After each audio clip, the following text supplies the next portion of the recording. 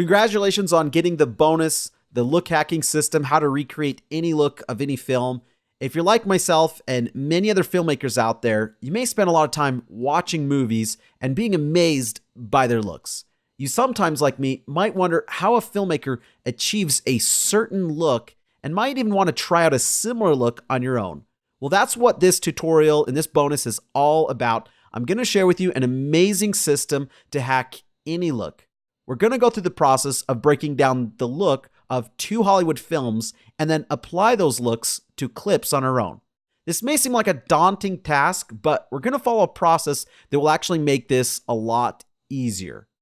How we're going to do this is we're going to ask ourselves a number of questions about the look with the goal in mind of translating that look into language. Then once we know that language, we can then turn that into actionable corrections and with the help of our scopes, apply the same look to our image. Now, one thing to keep in mind is you want to make sure your footage has a similar art direction to the reference image or the look that we're going for. Though you can make some pretty significant changes to the look in Final Cut Pro 10, there are some limitations to how much we can change a scene. Okay, so here are the things we need to ask ourselves when evaluating a look. First, we'll ask some very general questions that revolve around the hue, saturation, and luma of the reference still. We'll follow a workflow that incorporates all of those, but in a different order. Like with the typical order of the way that we do things when we do our color correction, we'll first look at luma, then hue, then saturation.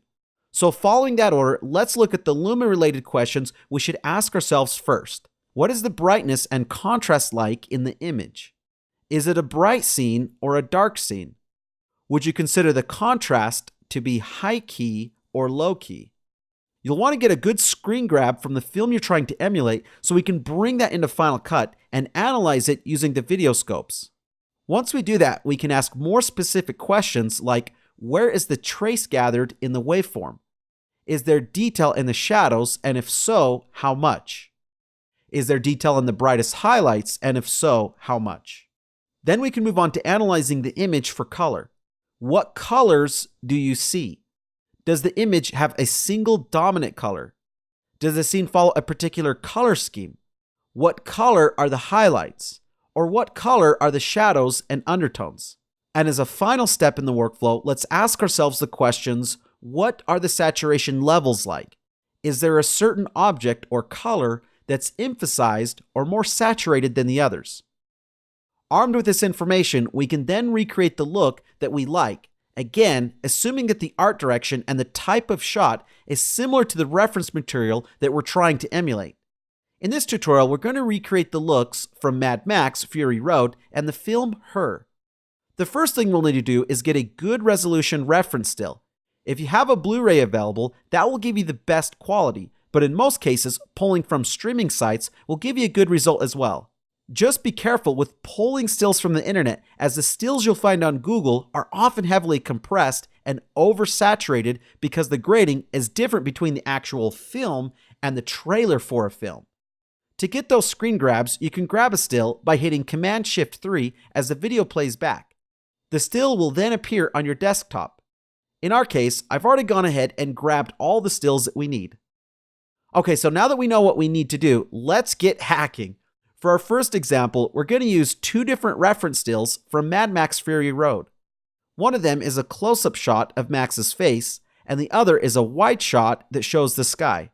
Let's start by asking ourselves the questions I mentioned earlier so that we can put this look into language. Speaking generally, with regard to brightness and contrast, these are bright daytime images with high contrast. Using the video scopes to assist us, you can see that the waveform confirms the high contrast based on the expanded traces for both images. Now we should look for detail in the highlights and shadows. Except the brightest highlights on the car, the highlights maintain detail. If you look at the highlights on Max's forehead, you can see this more clearly. The shadows, while not crushed on the waveform, are pretty deep and don't maintain as much detail. So now that we've evaluated the reference stills for contrast, let's match it the best we can using the video scopes as a guide. We'll use the image of Max as our reference for now. Let's open up the video scopes by going to View, then Show Video Scopes. We'll then choose the 2-up view. For this, we'll have the vector scope on top with 133% zoom to make the trace easier to see. And on the bottom, we'll have the waveform in Luma only mode. To best match these images, we'll need to have both of them visible on our screen at the same time. The only good way to do this in Final Cut is to composite one shot on top of the other, resize, and reposition them. So I'll drag the Fury Road Max still on top of the Mad Max look that we're going for. And in Inspector, let's resize the shot to 53% and drag the X position to the right until the still hits the right edge of the frame.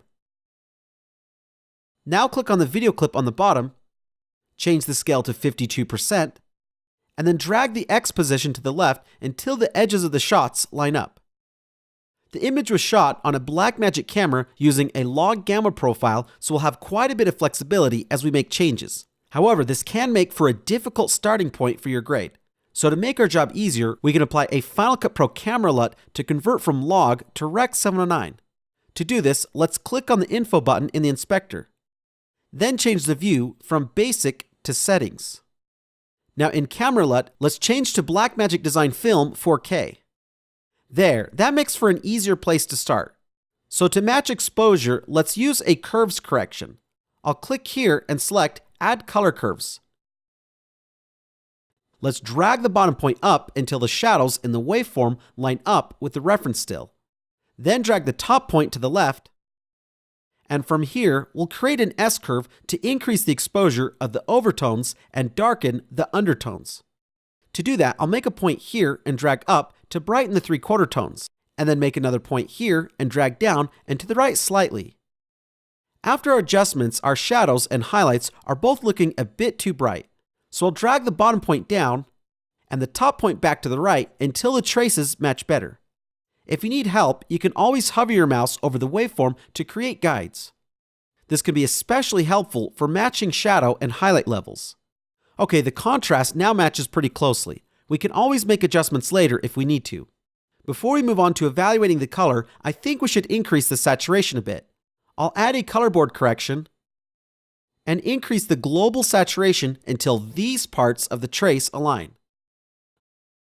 Okay, that'll give us a better starting point. Okay, now let's move on to color.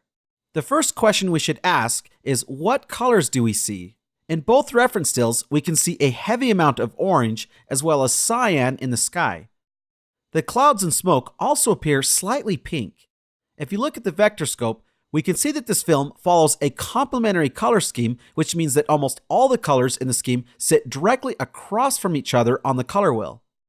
The shadows and undertones have a very slight teal quality to them, while the highlights are neutral in color. Looking at the combined trace on the vector scope for the two images, you can also see that there are high levels of saturation, with the trace extending a far distance out from the center. So let's apply this color scheme to our image. We'll use one of my favorite tricks for making applying a color scheme really easy. Let's add another color board correction. And again in saturation, let's bring the global saturation down to 0. Then we'll add a color wheels correction.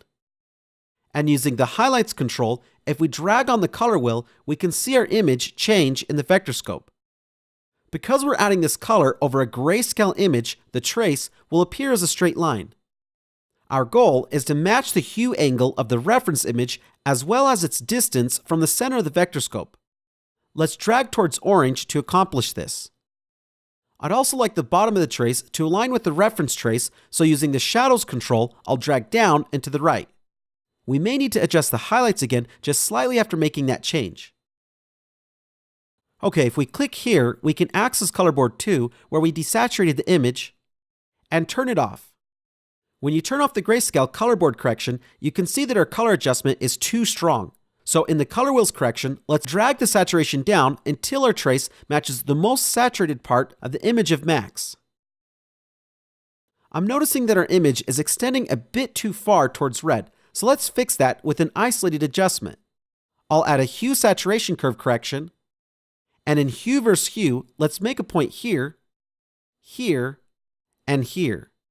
Then drag down on the center point. Feel free to go extreme as you make this adjustment because it'll make the trace of Max easier to see. Then all you have to do is back off the correction by dragging up slightly. And there we go. A subtle adjustment, but an important one.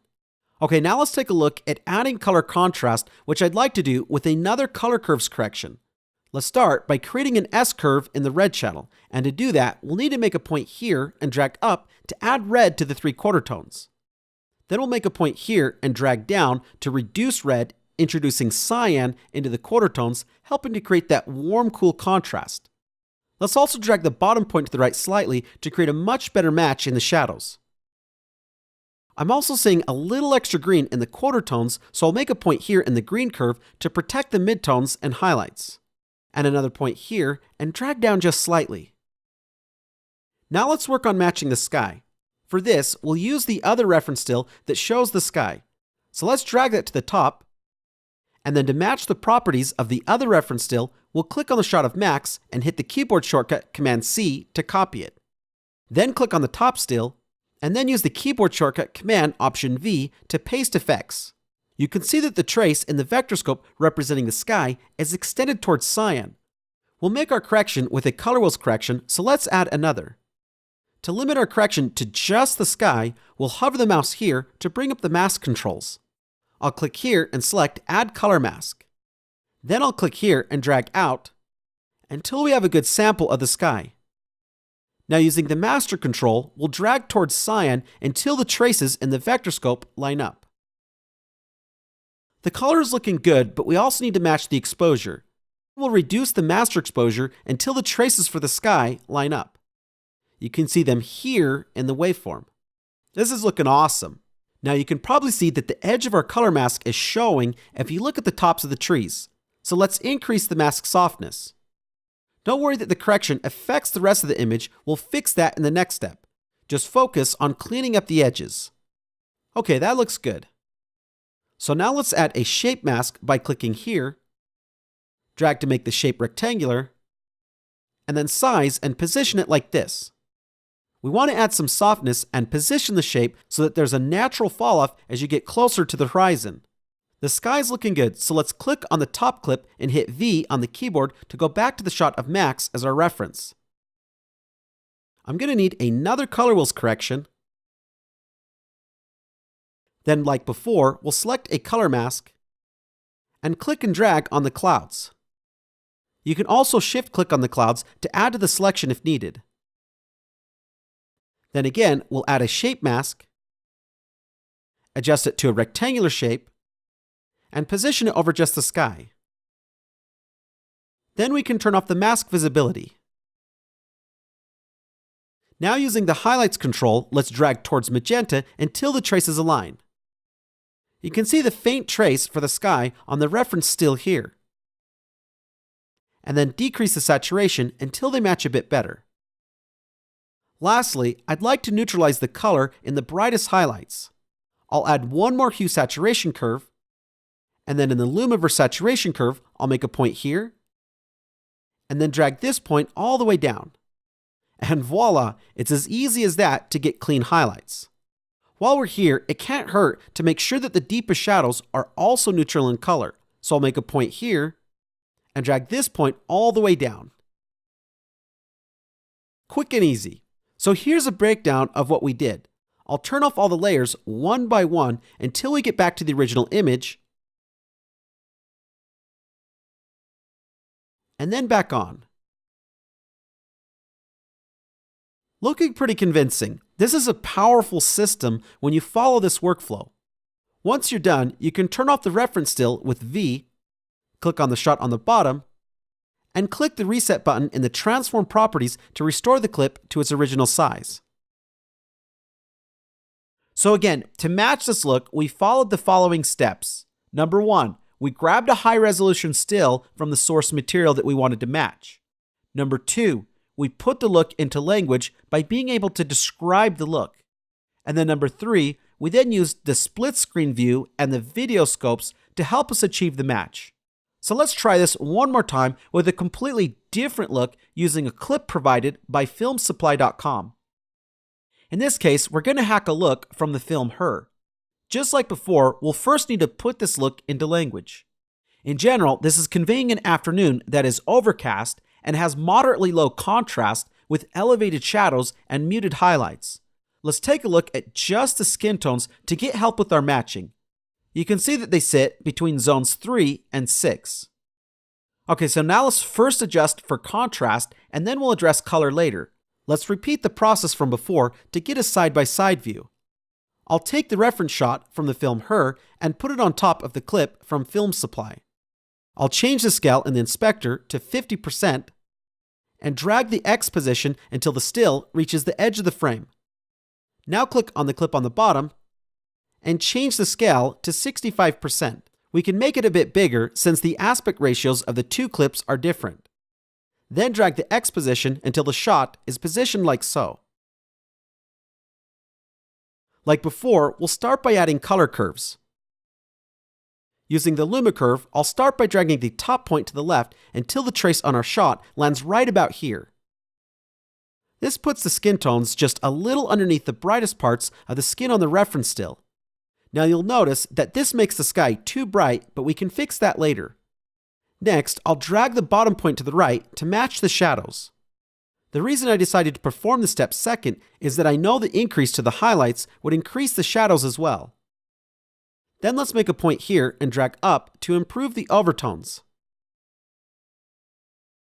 And a point here and drag down slightly to match the undertones. Before moving on to color, let's fix the exposure on the sky. I'll add a color wheels correction.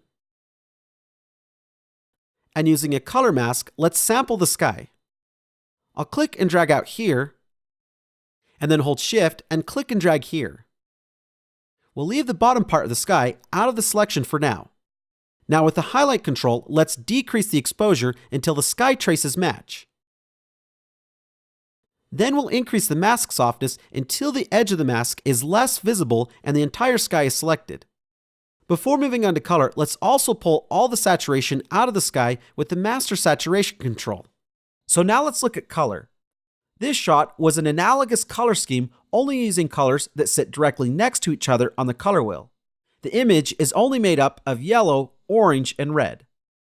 So that we don't get distracted by the red-orange shirt, I've gone ahead and desaturated it so we just see the color for the rest of the image. Now if we look at our shot of the man on the roof, we can see that the shot naturally has a complementary color scheme with mostly orange and blue cyan. We can use the still I've provided with the desaturated shirt to make our color matching easier. Let's drag the version with the desaturated shirt to the top layer. Copy the attributes from the previous version using the keyboard shortcut Command-C. Then going back to the clip with the desaturated shirt, we'll use the keyboard shortcut Command-Option-V to paste the transform effect. Now going back to our clip of the man on the roof, let's add another color wheels correction. And while watching the vectorscope trace, let's add warm tones to the highlights. Then with the shadow control, we'll add cool colors until the bottom of the trace aligns with the reference shot. Then we'll just need to adjust the highlights one more time. And there we go. Now, like before, let's use the secondary tools to perfect the look, and we can do that with a hue saturation curve. The skin tone hue should be spread out a bit more across the red to orange spectrum. So if I make a point here, here, and here, then drag this point up a bit, and then another point here, and drag down, the skin tones not only match better, but look a lot more natural. I'd also like to make sure that our deepest shadows are neutral in color like in the reference still. So I'll go into the Lumiverse saturation curve, make a point here, and drag this point all the way down. As you can see, as I drag this point left and right, we can adjust how much of the shadows get desaturated. Lastly, I'd like to increase the exposure and saturation, but only on the man's face. So I'll add another color wheels correction and select a color mask. Then I'll drag on the man's face. As you can see, we end up with way too much, but that's okay. We'll use a shape mask to further qualify our selection. I'll create a shape that looks something like this.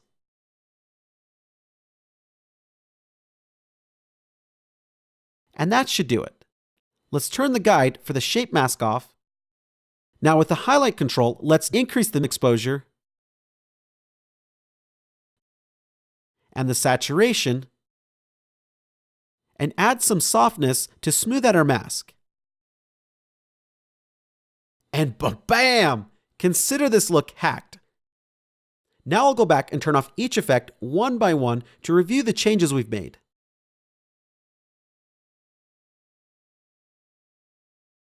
The match is looking excellent.